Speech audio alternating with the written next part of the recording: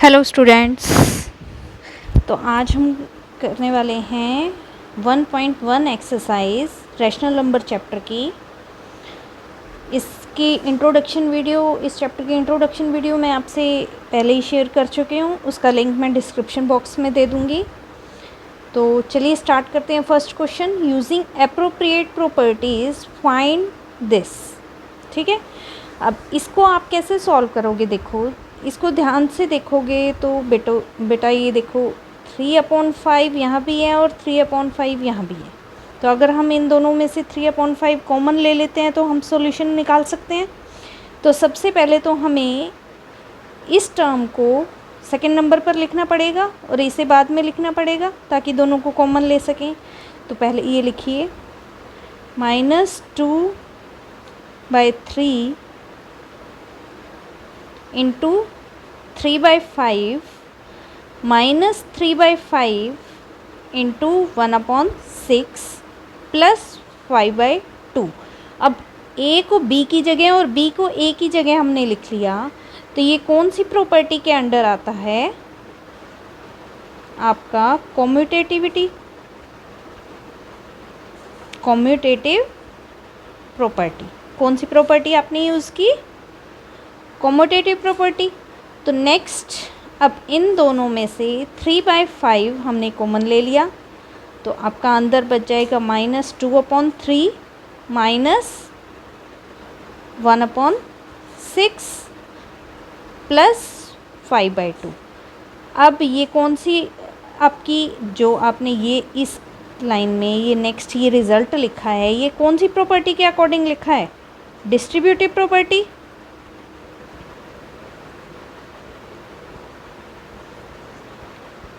Distributive property कैसे होगी? A into B plus B into A. याद आया कुछ? क्या था हमारा? A into B plus C is equal to A B plus A C. अब ए बी प्लस ए सी आपको ये गिवन है, हमने ए कॉमन ले लिया और b प्लस सी को यहाँ पर लिख लिया। क्लियर है? तो चलिए सॉल्व करते हैं। 3/5 एलसीएम लिया, 3 और 6 का एलसीएम क्या आ जाएगा? 3 और 6, 3 1 ज़ा 3, 3 2 ज़ा 6। तो LCM is equal to 3 into 2 हो जाएगा, विच इज़ 6। ठीक है, कैसे निकालना है ये भी मैंने आपको बता दिया। अब देखो, नीचे वाले नंबर से मीन्स डिनोमिनेटर से हम एलसीएम को डिवाइड करते हैं, तो जब 6 को 3 से डिवाइड करेंगे तो आपके पास क्या आ जाएगा? 2, और -2 आपके पास ऑलरेडी है, तो -2 को 2 से मल्टीप्लाई करेंगे, हमारे पास क्या हो जाएगा? -4। और 6 को 6 से डिवाइड करेंगे तो आपके पास आएगा 1, और 1 को 1 से मल्टीप्लाई करेंगे तो हमारे पास आ जाएगा -1। ठीक है, प्लस 5/2। अब 3/5 -4 -1 -5 हो जाएगा अपॉन 6। 5 से 5 कैंसिल, 3 1 ज़ा 3, 3 2 ज़ा 6। आपके पास आ गया यहाँ पर -1/2 प्लस 5/2। नेक्स्ट इसके आगे फिर एलसीएम लेंगे, 2 ही एलसीएम आएगा क्योंकि डिनोमिनेटर दोनों का सेम है। ठीक है, तो अब 2 एलसीएम आएगा तो ऊपर आपका आ जाएगा -1 प्लस 5 विच इज़ 4/2। यहाँ से कैंसिल कर देंगे, आपका आंसर आ जाएगा 2। ठीक है, फाइंड हो गया। क्या आंसर आया आपका? 2। नेक्स्ट क्वेश्चन करते हैं। सेकेंड पार्ट में भी सेम आपका ऐसे ही 2 टर्म्स, कौन सी 2/5 इसमें भी है और 2/5 इसमें भी है, तो दोनों में से हमें कॉमन लेना पड़ेगा सबसे पहले। और सबसे पहले हम इन टर्म्स की जगह चेंज करेंगे। क्या हो जाएगा? इसे पहले लिखेंगे और इसे बाद में। 2/5 इंटू -3/7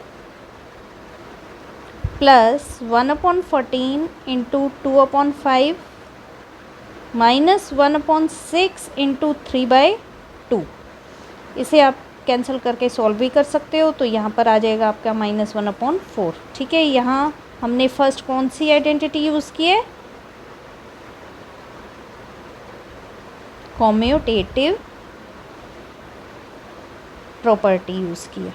आइडेंटिटी बोल लो या प्रॉपर्टी बोलो, एक ही बात है। ठीक है, तो अब इसे सॉल्व कीजिए। 2/5 यहाँ से कॉमन आ गया, 2/5 अंदर क्या आ गया आपके ब्रैकेट के अंदर? 3/7 प्लस 1/14 -1/4 आपका ऑलरेडी आपके पास।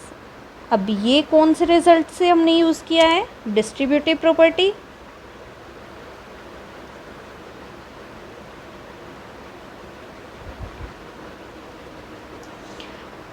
चलिए ब्रैकेट सॉल्व करते हैं। 7 और 14 का एलसीएम क्या आएगा? 14। 14 को 7 से डिवाइड करेंगे 2 आएगा, 2 को 3 से मल्टीप्लाई करेंगे आपका 6 आ जाएगा, प्लस 14 को 14 से डिवाइड करेंगे 1 आएगा, 1 को 1 से मल्टीप्लाई करेंगे आपका 1 आ जाएगा। 2/5 हमारा बाहर ऑलरेडी है, -1/4 हमारे पास यहाँ है। 2/5 इंटू -5/14 हो जाएगा। 5 से 5 कैंसिल हो जाएगा, 2 1 ज़ा 2, 2 7 ज़ा 14 -1/4। आपके पास यहाँ क्या आ रहा है? -1/7 -1/4।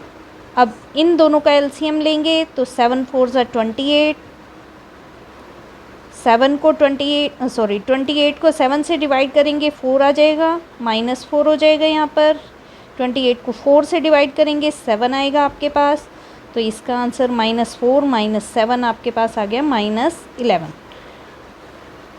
अगर आपको एलसीएम फाइंड आउट करने में बेटा कोई भी प्रॉब्लम है या नहीं आता है तो प्लीज़ मुझे कमेंट बॉक्स में दीजिए, मैं उसका सेपरेट वीडियो बना दूंगी कि एलसीएम कैसे फाइंड आउट करते हैं। ठीक है, नेक्स्ट क्वेश्चन पर आते हैं। Right the additive inverse of each of the following. Additive inverse निकालना है। एडिटिव इन्वर्स मैंने आपको बताया था क्या होता है? किसी भी नंबर का एडिटिव इन्वर्स होता है उसका नेगेटिव नंबर। ठीक है, तो इसका एडिटिव इन्वर्स क्या बन जाएगा? -2/8। अब ये नेगेटिव ऑलरेडी है तो हमारा एडिटिव इन्वर्स क्या बन जाएगा? पॉजिटिव नंबर बन जाएगा इसका। अब यहाँ से माइनस माइनस कैंसिल हो रहे हैं, मीन्स 6/5 आपका पॉजिटिव गिवन है, तो एडिटिव इन्वर्स क्या हो जाएगा इसका? -6/5। ठीक है, यहाँ 2/-9 का मतलब क्या है? -2/9, मीन्स ये नेगेटिव नंबर है, तो इसका एडिटिव इन्वर्स क्या हो जाएगा? Positive number. ठीक है, फिफ्थ पार्ट में भी सेम ऐसे ही है, -19/6, तो इसका एडिटिव इन्वर्स क्या हो जाएगा? +19/6। क्लियर है? नेक्स्ट सम पर आते हैं। Verify that -x is equal to x। अब x आपको गिवन है 11/15। 11/15 गिवन है तो हमें ये प्रूव करके दिखाना है। तो लेफ़्ट हैंड साइड को हम स्टार्ट करते हैं सोल्व करना। क्या करोगे? x आपके पास है, -x पहले फाइंड आउट किया, -x क्या हो जाएगा? -11/15 हो जाएगा। अब -x को हमें माइनस से ही मल्टीप्लाई करना है, यानी कि -11/15 को भी माइनस से मल्टीप्लाई करना है। अब आपको पता है माइनस माइनस क्या होते हैं? +11/15, और प्लस का साइन हम नहीं लिखते हैं, तो आंसर आपका क्या आ जाएगा? Equal to 11/15 which is equal to x। यही हमने प्रूव करना था कि -x को माइनस से मल्टीप्लाई करके हमारा आंसर क्या आ रहा है? x, तो ये x ही है हमारे पास। ठीक है, सेकेंड पार्ट में भी ऐसे ही करना है। -x फाइंड आउट किया, क्या आ जाएगा? -x minus into -13/17।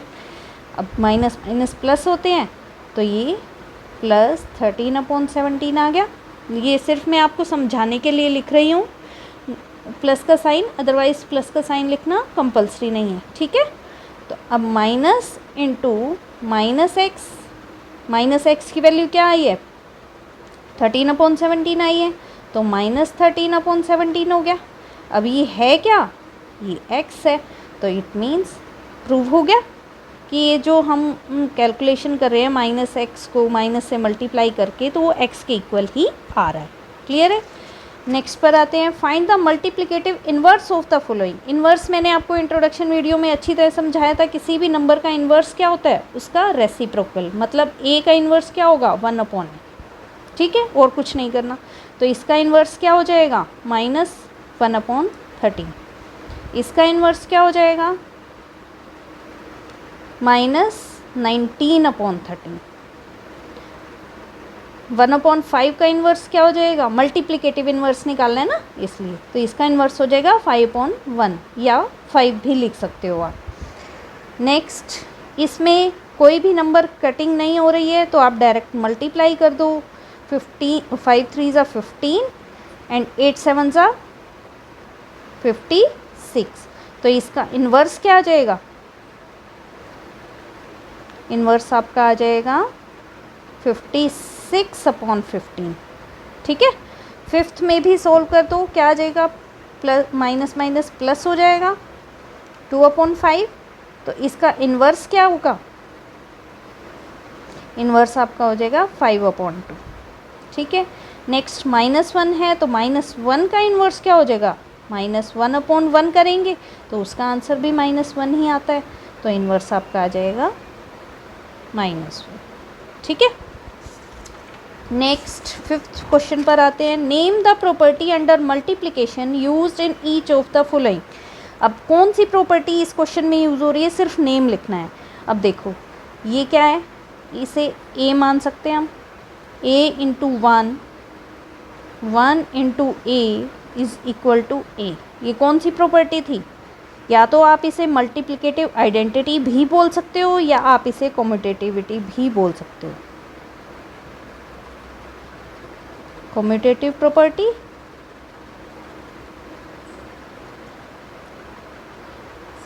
या मल्टीप्लिकेटिव आइडेंटिटी। ठीक है। नेक्स्ट सेकेंड पार्ट में -13/17 into -2/7 is equal to -2/7। Simple लग रहा है, a into B is equal to b into A. ये कौन सी प्रॉपर्टी थी मल्टीप्लिकेशन की, कम्यूटेटिव। तो ये भी हो गई कम्यूटेटिव प्रॉपर्टी। नेक्स्ट इसका थर्ड पार्ट है आपके पास, -19/29 इंटू 29/-19। अब देखो इक्वल टू 1, तो ये आप इसकी कटिंग करेंगे तो ये 1 आ ही रहा है, तो ये कब 1 आता है, मल्टीप्लिकेटिव, जब आप इन्वर्स फाइंड आउट करते हो। इन्वर्स फाइंड आउट करते हो, रेसिप्रोकल करते हो, तो रेसिप्रोकल का मतलब इन दोनों को मल्टीप्लाई करने पर 1 आना चाहिए, तो हमारा इन्वर्स फाइंड आउट होता है। ठीक है, तो ये प्रॉपर्टी का नेम हो गया। तो आज इतने ही, नेक्स्ट आगे के सब मैं आपसे नेक्स्ट वीडियो में शेयर करूँगी। और प्लीज़ मेरे चैनल को लाइक कीजिए बेटा, सब्सक्राइब कीजिए। Thank you.